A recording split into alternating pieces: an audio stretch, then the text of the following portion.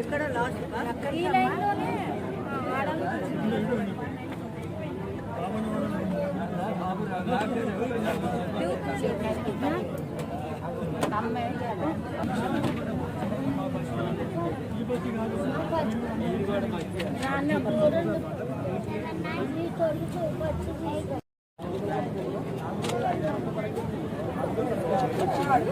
First side kit పెడదాం.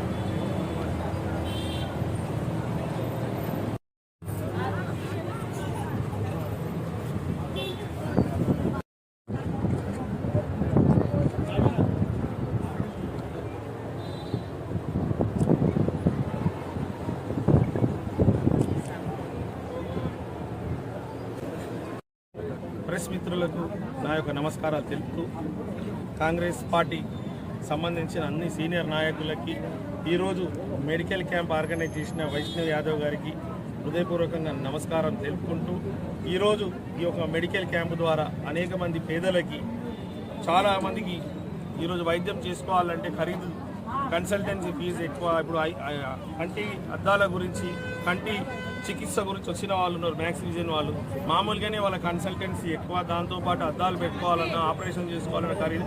అలాంటిది ఇక్కడ చాలా వరకు అయితే ఉచితంగానే కన్సల్టెన్సీ ఇవ్వడం, ఈ యొక్క మెడికల్ క్యాంప్ని అత్యధిక శాతంగా చాలామంది సద్వినియోగం చేసుకోవడం చాలా సంతోషకరం.